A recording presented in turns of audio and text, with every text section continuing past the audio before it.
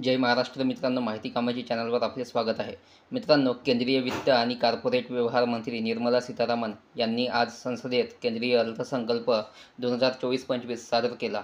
अर्थसंकल्प 2024-25मध्ये कोणत्या वस्तू महागल्या, कोणत्या वस्तू स्वस्त झाल्या, टॅक्स बेनिफिट काय, कोणत्या क्षेत्राला काय मिळाले, कोणत्या नवीन योजना येणार, याशिवाय अर्थसंकल्पातील ठळक मुद्दे आज आपण या व्हिडिओमध्ये बघणार आहोत. म्हणून व्हिडिओ स्किप न करता शेवटपर्यंत बघा. तुम्ही जर चॅनलवर नवीन आले असाल तर माहिती कामाची चॅनलला सबस्क्राईब करून ठेवा. ऑल नोटिफिकेशन बेल ऑन करा, कारण अशाच नवनवीन अपडेट्स तुम्हाला आपल्या चॅनलवर मिळत असतात. तर चला मित्रांनो, व्हिडिओला सुरुवात करूया.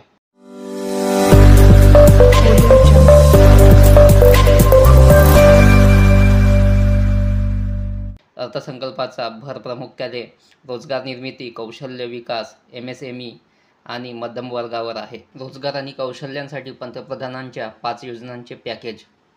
आगामी 5 वर्षाच्या कालावधीत देशातील 4.1 कोटी तरुणांसाठी रोजगार, कौशल्य आणि इतर संधींसाठी 5 योजना आणि उपक्रमांचे पंतप्रधान पॅकेज.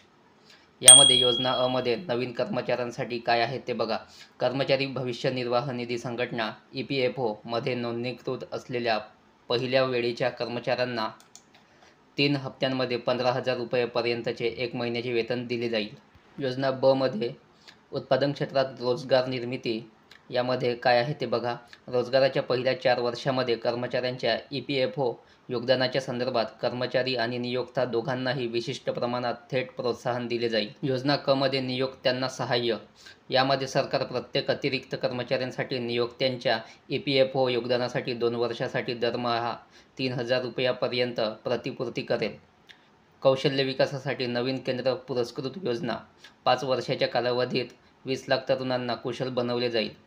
1,000 औद्योगिक प्रशिक्षण संस्थांची हब आणि स्पोक प्रणालीमध्ये श्रेणी सुधारणा केली जाईल. येत्या 5 वर्षात 1 कोटी तरुणांसाठी आघाडीच्या 500 कंपन्यांमध्ये इंटर्नशिपसाठी अंतर्वासित नवीन योजना. विकसित भारताच्या उद्दिष्टपूर्तीसाठी अर्थसंकल्पातील 9 प्राधान्यक्रम. शेतीमधील उत्पादकता आणि लवचिकता, रोजगार आणि कौशल्य, सर्वसमावेशक मनुष्यबळ विकास आणि सामाजिक न्याय, उत्पादन आणि सेवा, शहरी विकास, ऊर्जा सुरक्षा, पायाभूत सुविधा, नवोपक्रम, संशोधन आणि विकास आणि नवीन युगातील सुधारणा. प्राधान्य 1. कृषी क्षेत्रातील उत्पादकता आणि लवचिकता. यामध्ये काय काय आहे ते बघा. कृषी आणि संलग्न क्षेत्रासाठी 1.52 लाख कोटी रुपयांची तरतूद. नवीन 109 उच्च उत्पादक आणि हवामानास अनुकूल 32 कृषी आणि बागायती पिकांच्या जाती शेतकऱ्यांना लागवडीसाठी दिल्या जातील. पुढील 2 वर्षात देशभरातील 1 कोटी शेतकऱ्यांना प्रमाणपत्र आणि ब्रॉडिंगसह नैसर्गिक शेती करायला प्रोत्साहन दिले जाईल. नैसर्गिक शेतीसाठी आवश्यकतेनुसार 10,000 जैवनिविष्ट संसाधन केंद्रे स्थापन केली जातील. कृषी क्षेत्रात येत्या 3 वर्षात शेतकरी आणि त्यांच्या जमिनींसाठी डिजिटल सार्वजनिक पायाभूत सेवा सुविधा राबवली जाईल. प्राधान्य 2. रोजगार आणि कौशल्य. यामध्ये काय आहे ते बघा. पंतप्रधानांच्या पॅकेजचा एक भाग म्हणून रोजगार संलग्न प्रोत्साहन साठी 3 योजना राबवण्यात येणार आहेत. योजना अ नवोदित, योजना ब उत्पादनात रोजगार निर्मिती, योजना क नियोक्त्यांना समर्थन. श्रमशक्तीत महिलांचा मोठा सहभाग सुलभ करणे. औद्योगिक सहकार्यातून महिला व वसतिगृहे आणि पाळणाघरांची स्थापना. महिलांना केंद्रस्थानी ठेवून कौशल्य कार्यक्रम आयोजित केले जाणार. महिला बचत गटांना बाजारपेठांमध्ये प्रवेश मिळवून देण्यासाठी प्रोत्साहन दिले जाणार. कौशल्य विकास. 5 वर्षाच्या कालावधीत 20 लाख तरुणांसाठी पंतप्रधान पॅकेज अंतर्गत कौशल्यासाठी नवीन केंद्र पुरस्कृत योजना. 7.5 लाखांपर्यंत कर्जाची सुविधा देण्यासाठी आदर्श कौशल्य कर्ज योजनेत दुरुस्ती केली जाईल. सरकारी योजना आणि धोरणांतर्गत कोणत्याही लाभासाठी पात्र नसलेल्या युवकांना देशभरातील संस्थांमध्ये उच्च शिक्षणासाठी 10 लाखापर्यंतच्या कर्जासाठी आर्थिक सहाय्य दिले जाईल. प्राधान्य 3. सर्वसमावेशक मनुष्यबळ विकास आणि सामाजिक न्याय. यामध्ये अमृतसर कोलकाता औद्योगिक कॉरिडॉरबरोबरच गया येथील औद्योगिक नोड विकसित केला जाईल. पीरपेंटी येथील नवीन 2400 मेगावॅट वीज निर्मिती प्रकल्पासह अन्य वीज निर्मिती प्रकल्प 21,400 कोटी रुपये खर्चून हाती घेतले जाणार. आंध्र प्रदेश पुनर्रचना कायदा. चालू आर्थिक वर्षात बहुपक्षीय विकास संस्थांमार्फत 15,000 कोटी रुपयांचे विशेष आर्थिक सहाय्य. विशाखापट्टणम चेन्नई औद्योगिक कॉरिडॉरच्या बाजूने कोपर्ती येथे आणि हैदराबाद बंगळुरू औद्योगिक कॉरिडॉरच्या बाजूने ओव्हरवॉकला येथे औद्योगिक नोड. महिला प्रणीत विकास. महिला आणि मुलींसाठी लाभदायक योजनांसाठी एकूण 3 लाख कोटी रुपयांहून अधिक तरतूद. प्रधानमंत्री जनजाती उन्नत ग्राम अभियान. आदिवासी बहुल गावे आणि आकांक्षी जिल्ह्यांमधील आदिवासी कुटुंबांचा सामाजिक आर्थिक विकास. 63,000 गावांमधील 5 कोटी आदिवासी लोकांना होणार लाभ. ईशान्य प्रदेशात बँकेच्या शाखा. ईशान्य प्रदेशात इंडिया पोस्ट पेमेंट बँकेच्या 100 शाखा स्थापन केल्या जाणार. प्राधान्य 4. उत्पादन आणि सेवा. उत्पादन क्षेत्रातील MSMEसाठी पत हमी योजना. यंत्रसामग्री आणि उपकरणे खरेदीसाठी MSMEंना मुदतीच्या कर्जामध्ये अप्रत्यक्ष किंवा तृतीय पक्ष हमीशिवाय पत हमी योजना. तणावाच्या काळात MSMEंना पुरवठ्यात सहाय्य. MSMEंना त्यांच्या तणावाच्या काळात बँकेकडून पुरवठा चालू ठेवण्याची सुविधा देण्यासाठी नवीन यंत्रणा. मुद्रा लोन. ज्यांनी मागील कर्ज यशस्वीपणे फेडले आहे त्यांच्यासाठी तरुण श्रेणीतील मुद्रा कर्जाची मर्यादा 10 लाखांवरून 20 लाखांपर्यंत वाढवली जाणार. TREDS प्लॅटफॉर्मवर अनिवार्य ऑनबोर्डिंगसाठी वाढीव संधी. TREDS प्लॅटफॉर्मवर अनिवार्य ऑनबोर्डिंगसाठी वार्षिक उलाढालीची मर्यादा 500 कोटींवरून 250 कोटींपर्यंत कमी केली जाणार. MSMEमध्ये अन्न विक्रीकरण, गुणवत्ता आणि सुरक्षितता चाचणी युनिट्स. MSME क्षेत्रात 50 बहुउत्पादन खाद्य विक्रीकरण युनिट्स स्थापन करण्यासाठी आर्थिक सहाय्य दिले जाईल. ई-कॉमर्स निर्यात केंद्र. MSME आणि पारंपरिक कारागिरांना त्यांची उत्पादने आंतरराष्ट्रीय बाजारपेठेत विकता यावीत यासाठी सार्वजनिक खाजगी भागीदारी अंतर्गत ई-कॉमर्स निर्यात केंद्र स्थापन केले जाणार आहे. क्रिटिकल अर्थात महत्त्वाची खनिजे मोहीम. महत्त्वाच्या खनिजांचे देशांतर्गत उत्पादन, पुनर्वापर आणि खनिजे मालमत्तेचे परदेशात अधिग्रहण करण्यासाठी महत्त्वाची खनिजे मोहीमची सुरुवात केली जाईल. ऑफशोअर अर्थात खोल समुद्रीकील खनिज उत्खनन. यापूर्वी केलेल्या संशोधनाच्या आधारे खोल समुद्रातील खनकामांसाठी ऑफशोअर ब्लॉक्सच्या पहिल्या टप्प्याचा लिलाव केला जाईल. डिजिटल सार्वजनिक पायाभूत सुविधांचा अवलंब. कर्ज वितरण, ई-कॉमर्स, शिक्षण, आरोग्य, कायदा आणि न्याय, लॉजिस्टिक, MSME, सेवा वितरण आणि शहरी प्रशासन या क्षेत्रांमध्ये DPI चा अवलंब वाढवणे. प्राधान्य 5. शहरी विकास. संक्रमण केंद्रित विकास. 30 लाखांहून अधिक लोकसंख्येच्या 14 मोठ्या शहरांमध्ये अंमलबजावणी आणि वित्त पुरवठा करण्यासाठी संक्रमण केंद्रित विकास योजना तसेच धोरणे तयार करणे. शहरी गृहनिर्माण. 1 कोटी शहरी गरीब आणि मध्यमवर्गीय कुटुंबांची घराची गरज पूर्ण करण्यासाठी PM आवास योजना शहरी 2.0 अंतर्गत पुढील 5 वर्षात 2.2 लाख कोटी रुपयांच्या केंद्रीय सहाय्यासह 10 लाख कोटी रुपये गुंतवणुकीचा प्रस्ताव आहे. Street markets. रस्त्यावरील बाजारपेठा. निवडक शहरांमध्ये पुढील 5 वर्षात दरवर्षी 100 आठवडी बाजार अथवा रस्त्यावरील खाद्यपदार्थ विक्री केंद्रे विकसित करायला सहाय्य करणारी नवीन योजना येणार आहे. प्राधान्य 6. ऊर्जा सुरक्षा. ऊर्जा संक्रमण. रोजगार विकास आणि पर्यावरणीय शाश्वतता यामध्ये समतोल साधण्यासाठी ऊर्जा संक्रमणाचे मार्ग यावरील धोरणाचे दस्तऐवज. पंप स्टोरेज अर्थात वीज केंद्रावरील साठवणीबाबतचे धोरण. वीज साठवणुकीसाठी वीज केंद्रामधील साठवण प्रकल्पांना चालना देण्यासाठी धोरण. लहान तसेच मॉड्यूलर अणुभट्ट्यांचे संशोधन व विकास. सरकार भारत स्मॉल मॉड्यूलर रिॲक्टरच्या संशोधन व विकास तसेच अणुऊर्जेसाठीच्या नवीन तंत्रज्ञानाकरिता खाजगी क्षेत्राशी भागीदारी करणार आणि भारत स्मॉल रिॲक्टर्सची स्थापना करणार. प्रगत ultra super critical thermal power plant. औष्णिक ऊर्जा केंद्रे यासाठी काय आहे बघा. प्रगत अल्ट्रा सुपर क्रिटिकल तंत्रज्ञानाचा वापर करून 800 मेगावॅट क्षमतेचे व्यावसायिक प्रकल्प उभारण्यासाठी NTPC आणि भेल दरम्यान संयुक्त उपक्रमांचा प्रस्ताव. हार्ड टू अबॅट अर्थात कार्बन उत्सर्जन कमी करण्याचे आव्हान असलेल्या उद्योगांसाठी रोडमॅप. पारदर्शक आराखडा. सध्याच्या परफॉर्म, अचीव्ह अँड ट्रेड स्थितीतून हार्ड टू अबॅट उद्योगांच्या भारतीय कार्बन मार्केट स्थितीमध्ये संक्रमणासाठी योग्य नियम लागू केले जाणार. प्राधान्य 7. पायाभूत सुविधा. केंद्र सरकारद्वारे पायाभूत सुविधांमध्ये गुंतवणूक. भांडवली खर्चासाठी 11,11,111 कोटी रुपये. GDPच्या 3.4% रुपये प्रदान केले जाणार. राज्य सरकारांद्वारे पायाभूत सुविधांमध्ये गुंतवणूक. राज्यांच्या पायाभूत सुविधांमधील गुंतवणुकीला सहाय्य करण्यासाठी 1.5 लाख कोटी रुपये दीर्घकालीन व्याजमुक्त कर्जाची तरतूद. प्रधानमंत्री ग्राम सडक योजना. 25,000 ग्रामीण वस्त्यांना सर्व ऋतूंमध्ये दळणवळण सुविधा प्रदान करण्यासाठी प्रधानमंत्री ग्राम सडक योजनेच्या 4थ्या टप्प्याचा शुभारंभ. सिंचन आणि पूर व्यवस्थापन. बिहारमधील कोची मोची इंट्रास्टेट लिंक, आंतरराज्य जोडणी आणि इतर योजना यासारख्या प्रकल्पांना 11,500 कोटी रुपयांचे अर्थसहाय्य. आसाम, हिमाचल प्रदेश, उत्तराखंड आणि सिक्कीम या राज्यांना पूर व्यवस्थापन व भूस्खलन यासारख्या समस्यांची हाताळणी तसेच त्या संबंधित प्रकल्पांना केंद्र सरकार सहाय्य करणार. पर्यटन. विष्णुपद मंदिर कॉरिडॉर, महाबोधी मंदिर कॉरिडॉर आणि राजगीरचा सर्वसमावेशक विकास. मंदिरे, स्मारके, कारागिरी, वन्यजीव अभयारण्य, नैसर्गिक भूप्रदेश आणि ओडिशातील समुद्रकिनारे यांच्या विकासासाठी सहाय्य. प्राधान्य 8. नवोन्मेष, संशोधन आणि विकास. मूलभूत संशोधन आणि प्रारूप विकासासाठी अनुसंधान राष्ट्रीय संशोधन निधी कार्यान्वित केला जाईल. व्यावसायिक स्तरावर खाजगी क्षेत्रातील संशोधन आणि नवोन्मेषाला चालना देण्यासाठी 1,00,000 कोटी रुपयांची वित्तीय पाठबळ देण्याची तरतूद. अंतराळ अर्थव्यवस्था. पुढील 10 वर्षात अंतराळ अर्थव्यवस्थेची 5 पटीने विस्तार करण्यासाठी 1,000 कोटी रुपयांचा उपक्रम भांडवल निधी उभारला जाईल. प्राधान्य 9. पुढच्या टप्प्यातील सुधारणा. ग्रामीण भूखंड संबंधित उपाययोजना. सर्व जमिनींसाठी विशिष्ट भूखंड ओळख क्रमांक किंवा भू आधार. कॅडस्ट्रल नकाशांचे डिजिटायझेशन. सध्याच्या मालकीनुसार नकाशा उपविभागांचे सर्वेक्षण. भूखंड नोंदणी शाखेची स्थापना. शेतकरी नोंदणी शाखेशी संलग्न करणे. शहरी भूखंड संबंधित उपाययोजना.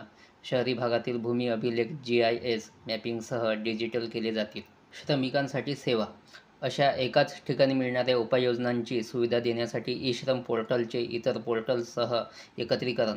वेगाने बदलणारे श्रमिक बाजार, कौशल्याची आवश्यकता आणि उत्पादन, उपलब्ध नोकरीच्या भूमिकांसाठी संरचनात्मक डेटाबेस, नोकरी इच्छुकांना संभाव्य नियोक्ते आणि कौशल्य पुरवठादारांशी जोडण्यासाठी यंत्रणा. भाग ब. अप्रत्यक्ष कर GST. GSTच्या यशामुळे उत्साही उर्वरित क्षेत्रांमध्ये GSTचा विस्तार करण्यासाठी कर रचना सरलीकृत आणि तर्कसंगत केली जाईल. क्षेत्रविशिष्ट सीमा शुल्क प्रस्ताव. औषधे आणि वैद्यकीय उपकरणे. ट्रॅस्टुझुमॅब, डेरुक्स्टेकन, ओसिमेर्टिनिब आणि दुर्वालुमॅब या 3 कर्करोगाच्या औषधांना सीमाशुल्कातून पूर्णपणे सूट देण्यात आली आहे. फेज्ड मॅन्युफॅक्चरिंग प्रोग्राम अंतर्गत वैद्यकीय क्ष-किरण मशीनमध्ये वापरण्यासाठी क्ष-किरण ट्यूब आणि फ्लॅट पॅनेल डिटेक्टरवरील मूलभूत सीमाशुल्कात बदल. मोबाईल फोन आणि संबंधित भाग. Mobile phone, mobile printed circuit board assembly आणि मोबाईल चार्जरवरील मूलभूत सीमाशुल्क BCD मध्ये 15% घट. मौल्यवान धातू. सोने आणि चांदीवरील सीमाशुल्क कमी करून 6% आणि प्लॅटिनमवर 6.4% करण्यात आल्या. इतर धातू. फेरो निकेल आणि ब्लिस्टर कॉपरवरील मूलभूत सीमाशुल्क हटवले. फेरस स्क्रॅप आणि निकेल कॅथोडवरील मूलभूत सीमाशुल्क हटवले. तांब्याच्या भंगारवर 2.5% सवलतीची BCD. इलेक्ट्रॉनिक्स वस्तू. विद्युत रोधकांच्या निर्मितीसाठी ऑक्सिजन मुक्त तांब्यावर अटींच्या अधीन राहून मूलभूत सीमाशुल्क हटवले. रसायन आणि पेट्रोकेमिकल्स. अमोनियम नायट्रेटवरील BCDमध्ये 7.5% ते 10% वृद्धी. प्लास्टिक. PVC फ्लेक्स बॅनरवरील BCDमध्ये 10 ते 25% वाढ. दूरसंचार उपकरणे. निर्दिष्ट दूरसंचार उपकरणांच्या PCBA वर मूलभूत सीमाशुल्क 10 ते 15% वाढवले. व्यापार सुलभता. देशांतर्गत विमान वाहतूक आणि नौका जहाज देखभाल, दुरुस्ती आणि कार्यान्वयनासाठी आयात केलेल्या वस्तूंच्या निर्यातीचा कालावधी 6 महिन्यांवरून 1 वर्षापर्यंत वाढवला. वॉरंटी अंतर्गत दुरुस्तीसाठी मालाची पुन्हा आयात करण्याची कालमर्यादा 3 ते 5 वर्षापर्यंत वाढवली. महत्त्वाची खनिजे. 25 महत्त्वाच्या खनिजांना सीमाशुल्कातून पूर्णपणे सूट. 2 महत्त्वाच्या खनिजांवरील BCDमध्ये कपात. सौर ऊर्जा. सौर घट आणि पॅनेलच्या निर्मितीसाठी वापरल्या जाणाऱ्या भांडवली वस्तूंना सीमाशुल्कातून सूट देण्यात आली आहे. सागरी उत्पादने. ठराविक ब्रूडस्टॉक, पॉलिकॉइट, वर्म्स, कोळंबी आणि माशांच्या खाद्यावरील BCDमध्ये 5% कपात. कोळंबी आणि माशांच्या खाद्य उत्पादनासाठी विविध सामग्रीला सीमाशुल्कातून सूट. चर्म आणि वस्त्रोद्योग. बदक किंवा हंसपासून रिअल डाऊन फिलिंग सामग्रीवरील BCDत घट. स्पॉन्डेक्स. धाग्याच्या निर्मितीसाठी मिथिलीन डायफेनिल डायसोसायनेट वर अटींच्या अधीन राहून मूलभूत सीमाशुल्कात 7.5 ते 5% कपात. प्रत्यक्ष कर. कर रचना सुलभ करण्याचे, करदात्यांना देण्यात येणाऱ्या सेवांमध्ये सुधारणा करण्याचे, करविषयक निश्चितता प्रदान करण्याचे तसेच कायदेशीर क्लिष्टता कमी करण्याचे प्रयत्न यापुढेही सुरू राहतील. सरकारच्या विकास आणि कल्याणकारी योजनांसाठी वाढीव महसूल दिला जाईल. आर्थिक वर्ष 23 मधील सुलभकृत कररचनेतून 58% कंपनी कर, 2/3हून अधिक करदात्यांनी आर्थिक वर्ष 24 मध्ये वैयक्तिक कर आयकरासाठी सुलभीकृत कररचनेचा लाभ घेतला. धर्मादाय संस्थांसाठी तसेच TDS अर्थात स्त्रोतापाशी कर वजावटीचे सुलभीकरण.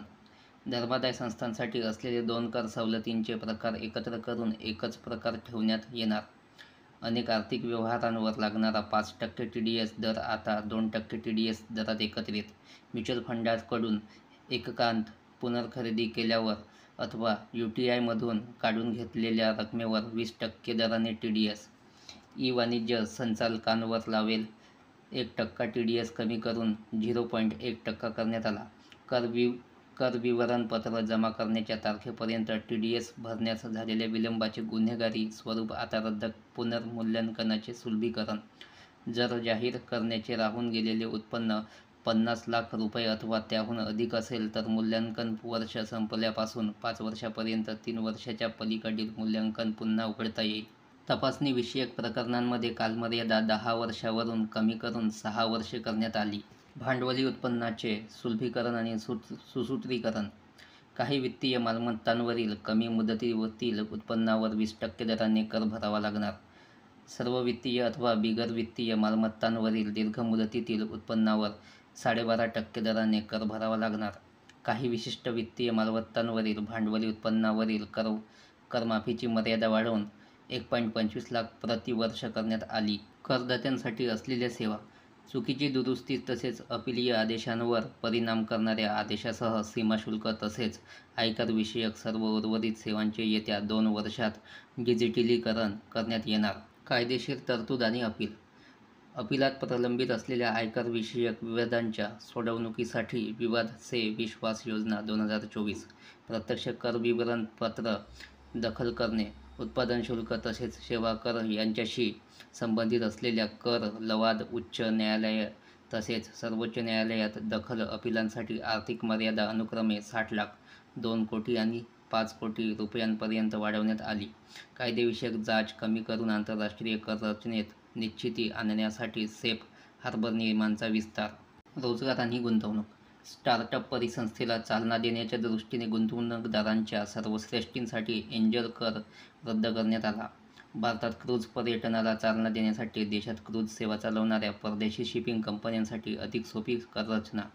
देशात कच्चे हिरे विकणाऱ्या परदेशी खनन कंपन्यांसाठी सेफ हार्बर दर. परदेशी कंपन्यांसाठी कॉर्पोरेट कर दर 40% वरून कमी करून 35% करण्यात आला. कराचा पाया अधिक गहन करणे. फ्युचर तसेच सुरक्षा ठेवींच्या पर्यायावरील सुरक्षा हस्तांतरण कर वाढवून अनुक्रमे 0.02% आणि 0.1% करण्यात आला. समभागांची पुनर्खरेदी केल्यानंतर खरेदी करणाऱ्यांच्या हाती येणाऱ्या उत्पन्नावर कर लागू होणार. सामाजिक सुरक्षा लाभ. नियोक्त्याद्वारे NPS अर्थात राष्ट्रीय पेन्शन योजनेसाठी होणारी व्यय वजावट कर्मचाऱ्यांच्या वेतनाच्या 10% वरून वाढवून 14% करण्यात येणार. 20 लाख रुपये मूल्याच्या लहान जंगम विदेशी संपत्ती जाहीर न करणे याला दंडात्मक कार्यवाहीतून वगळण्यात आले आहे. वित्तीय विधेयकातील इतर महत्त्वाचे प्रस्ताव. 2% असलेले समानीकरण शुल्क मागे घेण्यात आले आहे. नव्या कर रचनेअंतर्गत वैयक्तिक आयकरातील बदल. पगारदार कर्मचाऱ्यांची प्रमाणित वजावट 50,000 रुपयावरून वाढवून 75,000 रुपये करण्यात आली. कुटुंब निवृत्ती वेतनावरील वजावट 15,000 रुपयावरून वाढवून 25,000 रुपये करण्यात आली. सुधारित कर रचना पुढील प्रमाणे असणार आहे. 0 ते 3 लाख रुपये यांना करातून पूर्णपणे सूट दिलेली आहे. 3 ते 7 लाख रुपये 5%, 7 ते 10 लाख रुपये 10%, 10 ते 12 लाख रुपये 15%, 12 ते 15 लाख रुपये 20%, 15 लाखाहून अधिक यांना 30% कर भरायचा आहे. नव्या कर रचनेनुसार पगारदार कर्मचाऱ्याची आयकरातून 17,500 रुपयापर्यंतची बचत होणार आहे. मित्रांनो, ही होती अर्थसंकल्प 2024-25 मधील ठळक मुद्दे. तुम्हाला जर माहिती आवडली असेल तर व्हिडिओला लाईक करा. माहिती कामाची चॅनलला सबस्क्राईब करून ऑल नोटिफिकेशन बेल ऑन करा, कारण अशाच नवनवीन अपडेट्स तुम्हाला आपल्या चॅनलवर मिळत असतात. धन्यवाद.